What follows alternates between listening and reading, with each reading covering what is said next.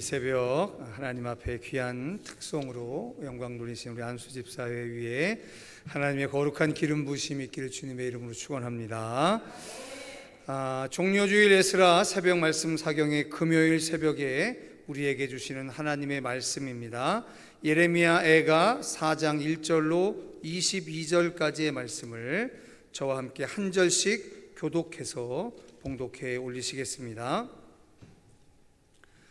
제가 먼저 읽겠습니다. 슬프다 어찌 그리 금이 빛을 잃고 순금이 변질하였으며 성소의 돌들이 거리 어귀마다 쏟아졌는고.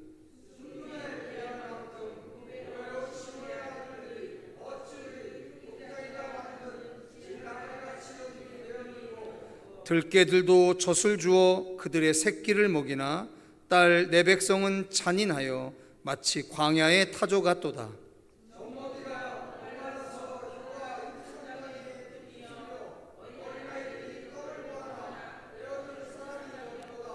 맛있는 음식을 먹던 자들이 외롭게 거리거리에 있으며 이전에는 붉은 옷을 입고 자라난 자들이 이제는 거름더미를 안았도다.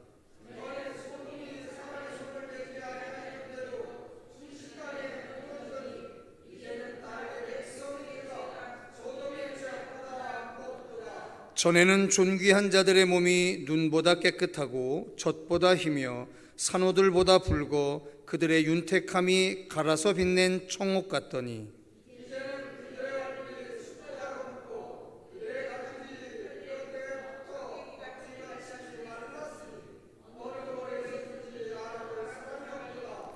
칼에 죽은 자들이 주려 죽은 자들보다 나음은 토지 소산이 끊어지므로 그들은 찔림받은 자들처럼 점점 쇠약하여 가미로다.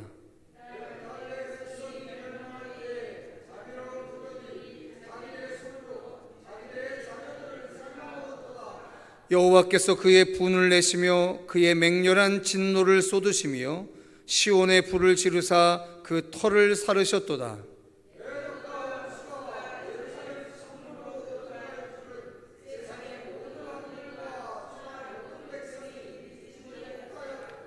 그의 선지자들의 죄들과 제사장들의 죄악들 때문이니 그들이 성읍 안에서 의인들의 피를 흘렸도다.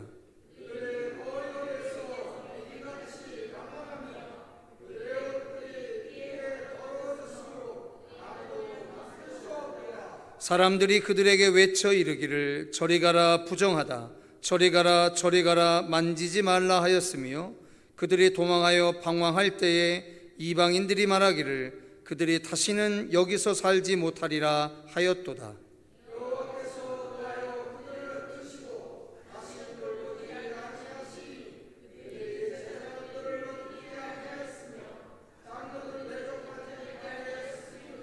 우리가 헛되이 도움을 바람으로 우리의 눈이 상하며 우리를 구원하지 못할 나라를 바라보고 바라보았도다.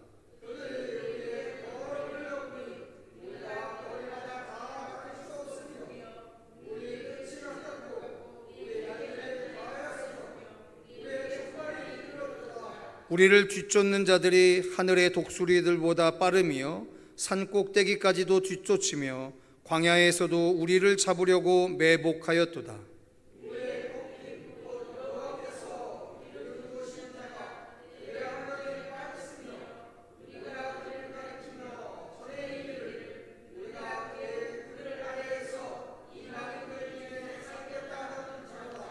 우스 땅에 사는 딸 에돔아 즐거워하며 기뻐하라. 잔이 내게도 이를지니 내가 취하여 벌거벗으리라. 딸 시온아 내 죄악의 형벌이 다하였으니 주께서 다시는 너로 사로잡혀 가지 아니하게 하시리로다. 딸 에돔아 주께서 내 죄악을 벌하시며 내 허물을 드러내시리로다. 아멘. 예레미야 애가서는 다시 슬프다라고 시작을 합니다. 예레미야 애가 1장과 2장이 동일하게 시작을 했습니다.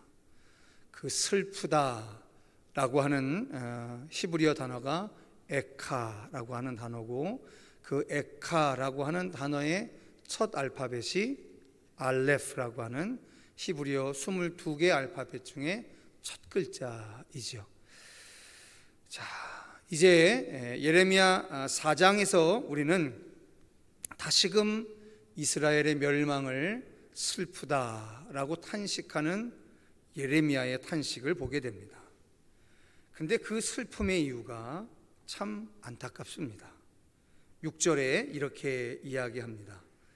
전에 소돔이 사람의 손을 대지 아니하였는데도 순식간에 무너지더니 이제는 딸 내 백성의 죄가 소돔의 죄악보다 무겁도다라고 이야기합니다.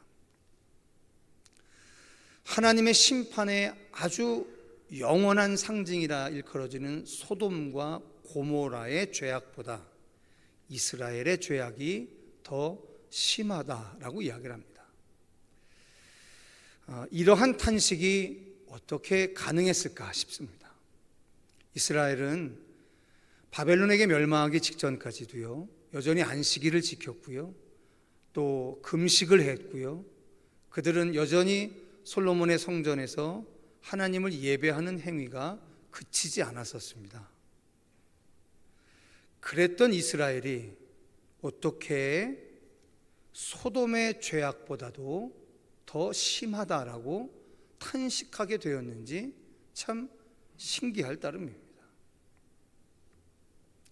성도 여러분, 우리가 정말 말씀 앞에 깨어 있어야 하는 가장 강력한 이유가 뭐냐면, 대한민국에 교회가 6만여 교회가 있다고 해서 대한민국이 전 세계에서 두 번째로 선교사를 많이 파송하는 나라라고 해서 이 땅에 그리스도인들이 1000만이 넘는다고 해서 이 땅이 결코 하나님의 심판으로부터 완전히 동떨어져 있다, 이런 헛된 안위감 속에 빠져 있으면 안 된다라고 하는 사실이에요. 이스라엘의 멸망이라고 하는 아주 분명한 역사적인 사건을 가지고, 또한 그 역사적 사건을 가지고 예레미야가 슬픔과 탄식으로 노래하는 이 가사 한 구절 한 구절들을 묵상하면서 오늘 우리가 말씀 앞에 정말 견고하게 깨어 있어야겠다라는 말씀을 나누고 싶습니다. 자, 근데 성도 여러분, 우리에게 정말로 중요한 얘기가 하나가 있습니다. 그게 바로 뭐냐면 예레미야 애가이지 않습니까? 일컬어 슬픈 노래잖아요. 그런데 이 예레미야 애가서 말고 성경에는 다른 애가가 많이 기록되어 있습니다. 자, 오늘 성경을 좀 많이 찾아볼 텐데요, 우리가 한 가지 이 에스라 새벽 말씀 사경회를 통해서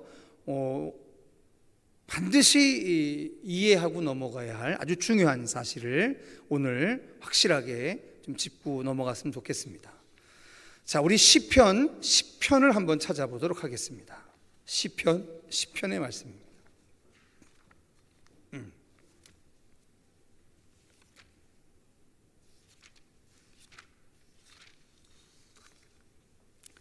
자, 시편은 예레미야 애가서처럼 애가라고 하는 형식을 가진 여러 글 중에 한 글입니다. 자, 우리 먼저 10장 1절만 읽겠습니다. 시편 1절입니다. 시작. 여호와여 어찌하여 멀리 서시며 어찌하여 환난 때에 숨으시나이까. 이렇게 시작하는 시편입니다. 자, 분명하게 하나님이 멀리 서 계시고 하나님이 숨으셨다라고 하는 애가의 노래로 시작을 하고 있는 거죠. 자, 그런데 시편에는 이러한 구조의 글들이 많거든요. 그런데 이러한 글들이 무엇을 위해서 쓰여졌는지가 오늘 확인되어져야 한다는 거예요. 무슨 얘기냐면 10장 1절처럼 어찌하여 멀리 서시고 어찌하여 환난 때에 숨으심나이까 라고 하는 그 슬픔을 표현하는 데 목적이 있는 건지, 아니면 다른 곳에 목적이 있는 건지 우리 10장의 맨 마지막 부분을 한번 보도록 하겠습니다. 16, 17, 18절입니다. 같이 읽으시겠습니다. 시작. 여호와께서는 영원 무궁하도록 왕이시니 이방 나라들이 주의 땅에서 멸망하였나이다. 여호와여 주는 겸손한 자의 소원을 들으셨사오니 그들의 마음을 준비하시며 귀를 기울여 들으시고 고아와 압제당하는 자를 위하여 심판하사 세상에 속한 자가 다시는 위협하지 못하게 하시리이다. 이렇게 끝이 납니다. 자, 시편은요, 여호와여 어찌하여 멀리 서시며 어찌하여 환난 때에 숨으시나이까라고 하는 슬픈 노래로 시작됐지만 이 슬픈 탄식은 무엇을 이야기하기 위한 출발이었냐면 여호와께서 영원무궁하도록 왕이시고 이방 나라들이 주의 땅에서 멸망하였고 여호와여 주는 겸손한 자의 소원을 들으셨사오니 그들의 마음을 준비하시며 귀를 기울여 들으시고 고아와 압제당하는 자를 위하여 심판하사 세상에 속한 자가 다시는 위협하지 못하게 하시리이다라고 하는 이야기를 하기 위해서, 그 결론을 내리기 위해서 어찌하여 멀리 숨으시며 어찌하여 환난 때문에 숨으시니이까라고 시작한다라고 하는 거예요. 즉 유대인들은 하나님 앞에 그 마지막 16, 17, 18절과 같은 찬양을 하기 위해서 때로는 어떻게 시작을 하냐면 애가로 시작을 한다라고 하는 거예요. 자, 그게 무슨 얘기인지 한번 더 들어가 보도록 하실까요?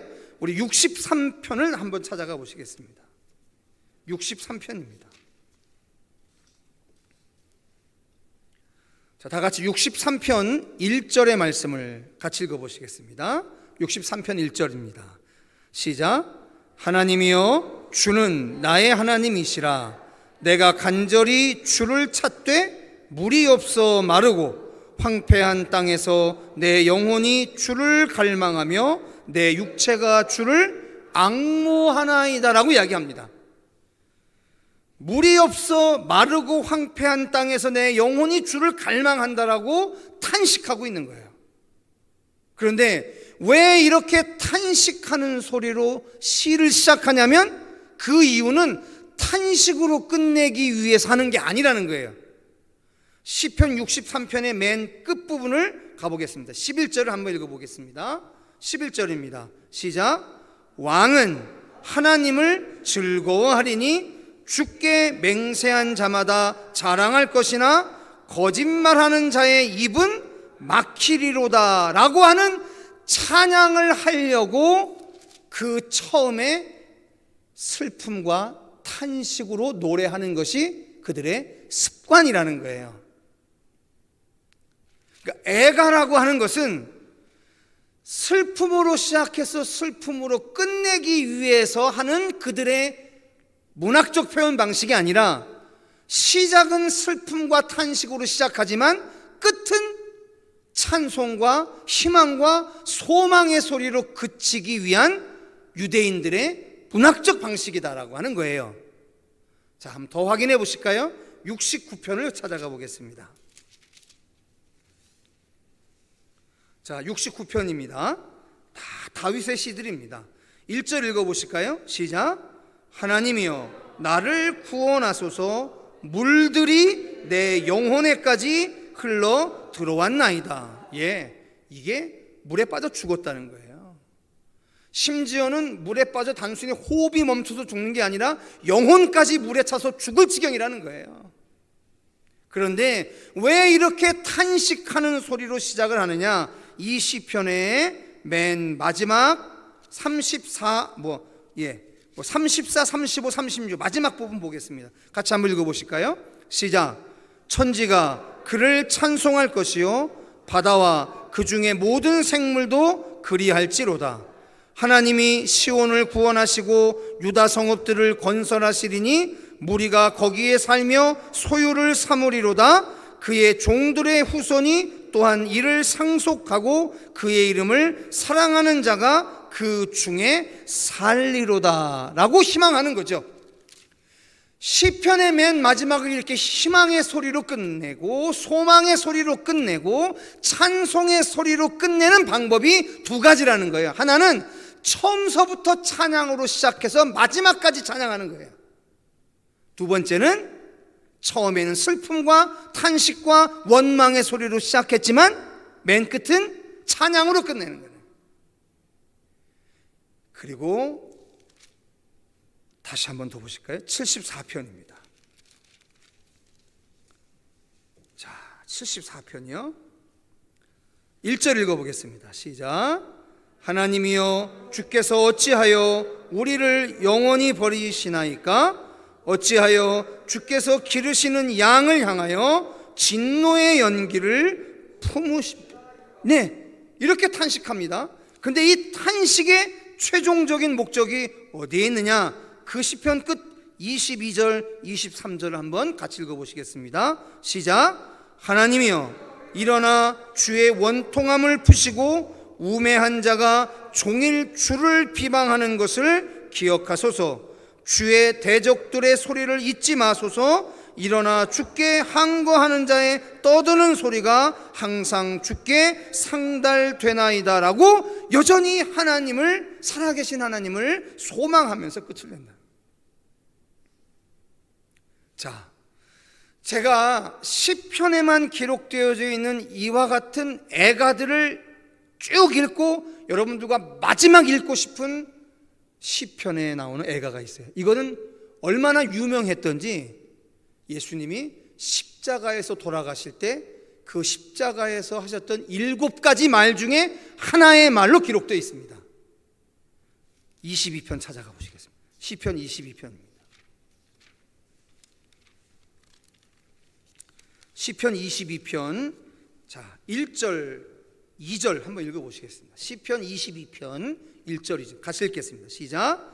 내 하나님이여 내 하나님이여 어찌 나를 버리셨나이까? 어찌 나를 멀리하여 돕지 아니하시오며 내 신음소리를 듣지 아니하시나이까? 내 하나님이여 내가 낮에도 부르짖고 밤에도 잠잠하지 아니하오나 응답하지 아니하시나이다. 이렇게 합니다. 다윗의 시입니다. 근데 여러분 이 시편 22편 1절 어디서 많이 보셨죠? 그죠? 내 하나님이여 내 하나님이여 어찌 나를 버리셨나이까? 엘리 엘리 라마 사박다니. 예수님이 십자가에서 하셨던 7가지 말 중에 하나예요. 다시 말씀드리자면 예수님께서 십자가에서 돌아가시기 직전에 하셨던 그 엘리 엘리 라마 사박다니는 예수님이 독창적으로 하신 말씀이 아니고 예수님이 이미 암기하고 계셨던 구약의 시편에 있는 다윗의 시편 22편의 1절의 구절이었다라고 하는 거예요. 그런데 왜 다윗이 내 하나님이여 내 하나님이여 어찌하여 나를 버리셨나이까 라고 시작하는 시편을 지었느냐? 이 시편 22편의 끝을 보시면 됩니다. 자 27절부터 읽겠습니다. 27절부터 31절까지입니다. 같이 읽겠습니다. 시작. 땅의 모든 끝이 여호와를 기억하고 돌아오며 모든 나라의 모든 족속이 주의 앞에 예배하리니 나라는 여호와의 것이요 여호와는 모든 나라의 주제심이로다. 세상의 모든 풍성한 자가 먹고 경배할 것이요 진토 속에서 내려가는 자 곧 자기 영혼을 살리지 못할 자도 다 그 앞에 절하리로다. 후손이 그를 섬길 것이요 대대의 주를 전할 것이며 와서 그의 공의를 태어날 백성에게 전하며 주께서 이를 행하셨다 할 것이로다 라고 끝내는 겁니다. 자, 무슨 얘기냐면 예수님께서 십자가에서 돌아가실 때 엘리 엘리 라마 사박단이라고 외쳤던 이유는 뭐냐면 하나님 왜 나를 버리셨습니까? 라고 하는 한탄이 아니에요. 엘리 엘리 라마 사박단이로 시작되어지는 시편 22편의 다윗의 시편의 결론이 뭐냐는 거예요. 결론이 지금 다윗 한 개인의 간구도 들어주지 못하는 그 하나님을 향해서 원망하는 것 같지만 실제로 그 원망은 무슨 결론으로 끝냐면 땅의 모든 끝이 여호와를 기억하고 돌아온다라고 희망하면서 끝이 나는 거예요. 나 한 사람의 절규도 들어주지 못하는 그 하나님을 향해 열방에 있는 모든 족속들이 와서 그 하나님 앞에 예배하고 경배한다라고 하는 말로 끝나는 거라는 거예요. 즉 예수님이 십자가에서 엘리 엘리 라마 사박단이라고 외쳤던 이유는 뭐냐면, 얘들아, 내가 여기서 죽게 되면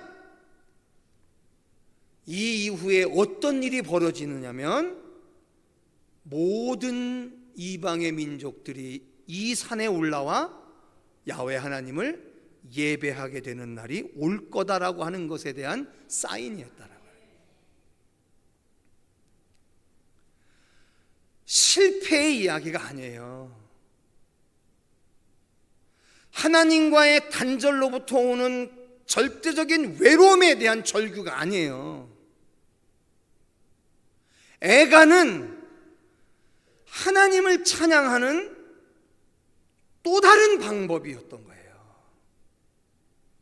마치 성전을 떠받치고 있는 야긴과 보아스와 같은 두 가지 기둥이 있는 것처럼, 때로는 찬양으로 시작해서 찬양으로 끝나는 걸 가지고 하나님을 찬양하는 방법이 있는 거고, 때로는 절망의 탄식과 슬픔의 소리를 가지고 하나님을 찬양하는 방법이 있었던 거예요. 이스라엘이 무너졌습니다. 이제까지 이스라엘이 당한 그 고난과는 차원이 다른 이야기예요. 나라가 없어졌다니까요.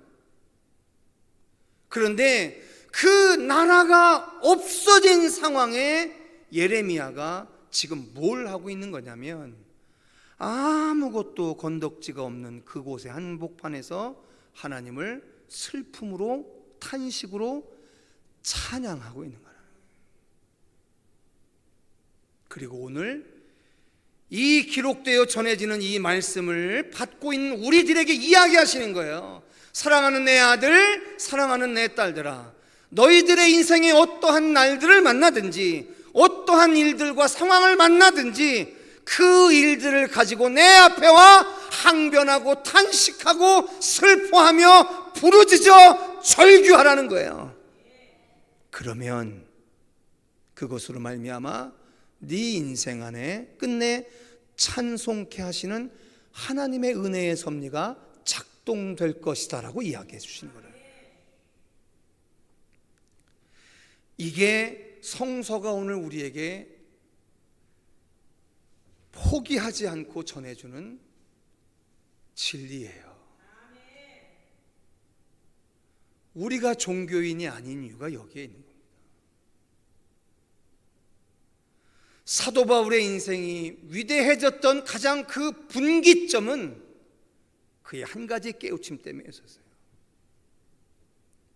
내가 옥에 갇히던, 목숨이 떨어질 정도로 매를 두들겨 맞던, 좋은 일을 만나던, 그 어떤 일을 당하던 내 인생에 당하는 모든 사건들은 예수가 그리스도라고 하는 사실을 증언하는 기회의 시간이다라는 사실을 비로소 깨달았을 때 사도 바울의 생애는 이방인들을 위한 선교사의 삶으로 사용될 수가 있었던 거죠.